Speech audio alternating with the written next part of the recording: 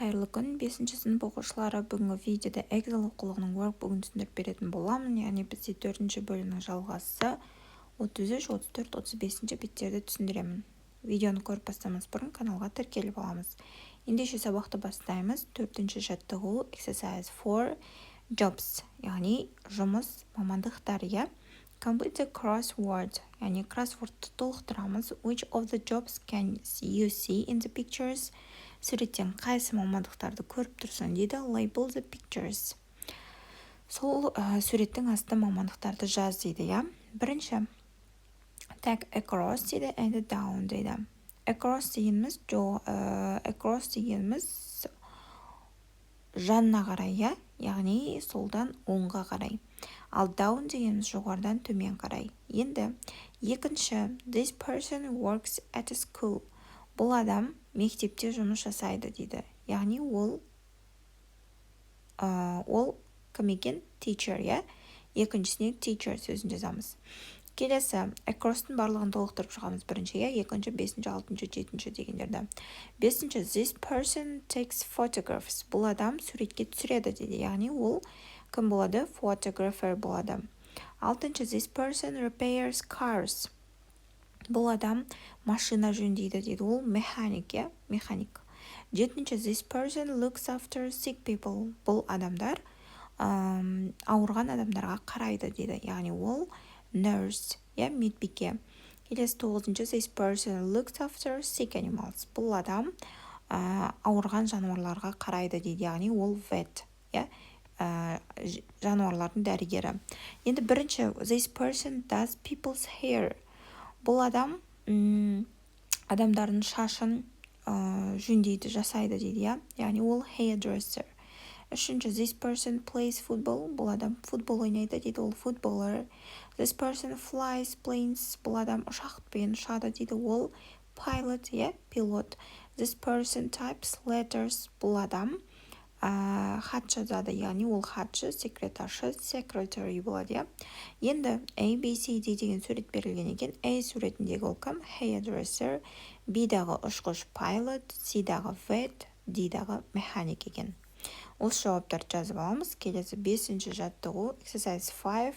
Listen to and about a photography company and complete the gaps. Тыңдаймызда family photo album дейді. Осы тексті толықтырамыз. Бірінші, job дейді.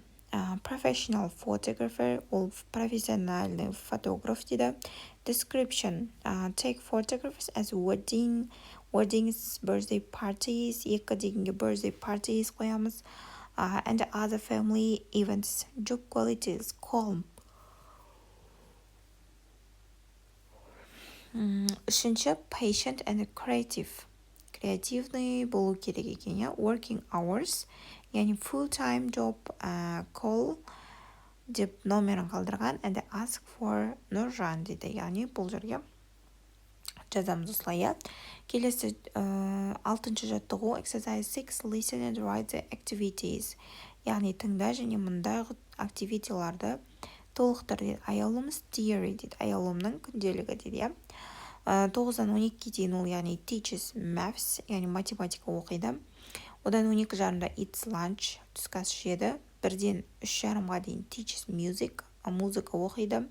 3:30-нан 5-ге дейін checks homework, үй тапсырмасын тексереді екен. Келесі 34-ші бет. 4D, E, F, яғни 4D, E, F бөлімдері. Asking for personal information. Look at Anara's ID card. Imagine you are Anara. Answer the questions. Яғни бұл жерде біз сұрақтарға жауап беруіміз керек. Мұнда сарының ішінде берілген информациялармен. Бірінші, what's your full name? Сенің толық есімің кім дейді. My name is Anara Нұрбаев. Мына жерде автоматически қате кеткен екен. Осы қатені дұрыстаймыз. Анкара емес, Анара Нұрбаев болады.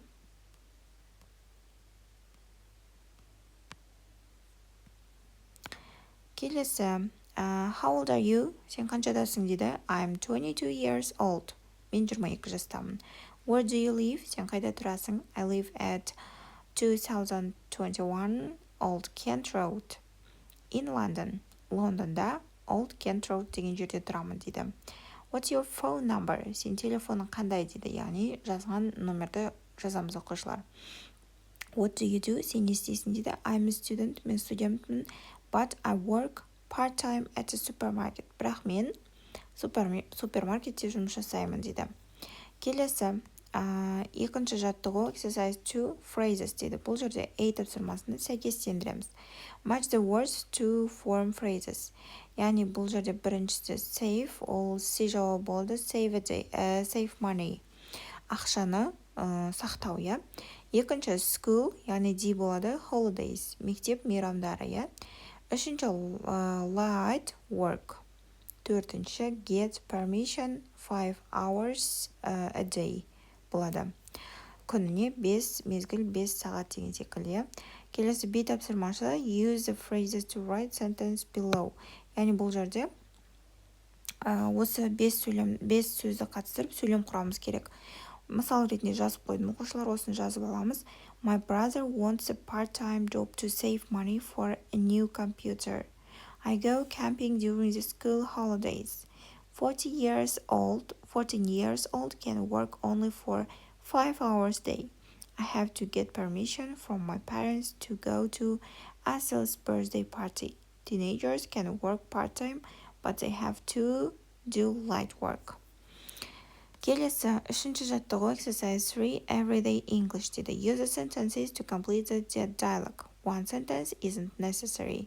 Яғни біз мұнда берілген, точкамен берілген сөздерді, тіркестерді, сөйлемдерді бос орындарға қоюымыз керек. Яғни бұл жерде диалогты сонда толықтырамыз. Hi, thanks for coming. Келгеніне рахмет дейді. Please have a seat. Өтінем отыр дейді. Thank you, рахмет. What's your name? Сен атың кім? Abigail дейді. Abigail дейді атым. How old are you, Abigail? Қаншадасың, Abigail дейді. I'm 16. Мен 16-тамын дейді. Одан кейін what do you do? Сен не істейсің дейді. I'm at school, but I want to get a part-time job to save some money. Мен мектепте оқимын, бірақ мен ақша жинау үшін жұмыс істегім келеді дейді. That's great. Өте керемет дейді. What qualities have you got for this job? Сен бұл жұмыс істеу үшін қандай икемің бар дейді. I'm calm and patient, but I'm also creative and enthusiastic. Oh, and I love kids. I've got 3 little sisters and I always look after them. Мен балаларды жақсы көремін және менің 3 қарындасым бар және мен оларға қарағанды жақсы көремін дейді. Good. You have to work on Saturdays and Sundays. Сен демалыс күндері жұмыс істесең болады дейді. Is it okay? Бола ма дейді. Yes, that's fine. Иә, бұл керемет. I can work evenings. Мен кешке келемін дейді. When can you start? Қашан бастайсың дейді. This weekend, осы демалыста. Brilliant. Өте керемет дейді. Come over at 7 o'clock. You can meet the children then. Жетілерде кел дейді. Жарайды, сен балаларды сол кезде қарсы аласың дейді. Келесі exercise 4. Imagine you want a job at the paper shop. Сен қағаз сататын дүкенде жұмыс істеп жатырмын деп елестет дейді. Use the information in the advert below to write a dialogue similar to the one in exercise 3. The paper shop дейді. Are you fit and hardworking? Have you got a bike? Help us deliver newspapers to houses around town. Every morning, Monday, Friday, 6 a.m. Ask inside the shop дейді. Енді диалог құрастырамыз бұл жерде. Hi, thanks for coming. Please have a seat. Thank you. What's your name? Aidar. How old are you, Aidar? I'm 13. What do you do? I'm at school, but I want to get a part-time job to save some money. What qualities have you got for this job? I'm fit and hardworking. Oh, and I also have a bike. Good. You have to work every morning from Monday to Friday at 6 a.m. Is it okay? Yes, that's fine. I can work Saturdays too. When you can start this Monday, brilliant, come over at 6 o'clock. Яғни бұл жерде жұмыс сұрап 13 жастағы Айдар есімді бала келеді. Газет сататын дүкенге және ол жерден газет тарататын жұмыс ұсынады. Және оны дүйсенбіден жұмаға дейін таңғы 6-да келу керек, келісесің бе дейді. Және де иә деп бала келісіп кетеді. Келесі 35-ші бет, яғни бұл бізде соңғы тапсырма, соңғы бет. Exercise 1. A blog entry describing a famous person. Яғни атақты адамды сипаттау керек. My blog дейді. Менің блогым. My favorite actor is Берік Айтжанов. Менің сүйікті актерім Берік Айтжанов дейді. He is from Almaty in Kazakhstan. Ол Алматыдан дейді. He is an amazing actor and he can speak Kazakh and Russian. Ол сондай керемет актер, және ол қазақ тілінде, орыс тілінде сөйлей алады. His mom is a teacher and his dad is a police officer. Оның анасы мұғалім, ал әкесі полиция офицері дейді. My favorite film is A Thousand Brave Men. Яғни мың бала жау жүрек мың бала фильмі менің сүйікті фильмім деді. Berk is a big star in 3 theaters and the films in Kazakhstan. Берік ол театрдың өте керемет жұлдызы дейді, және Қазақстанның керемет фильмдерінде ойнайды. Do you like him? Сен оны жақсы көресің бе дейді. Енді бұл жерде біз name дейді, яғни name Берік Айтжанов. Job to the actor, where he or she is from, Almaty, Kazakhstan. What she can do, яғни ол не істей алады? Speak Kazakh and Russian. Family, mom is a teacher, dad is a police officer. My favorite film, A Thousand Brave Men, яғни мың бала жау жүрек. Келесі exercise 2, word order. Яғни put the words in the correct order to make sentences. Бұл жерде сөйлемдегі сөздердің орындары ауысып кеткен. Дұрыс сөйлем құрау керек. Бірінші сөйлем. He is from Астана. Ол Астанадан. Can she speak Russian? Ол орыс тілінде сөйлей ала ма? Үшінші.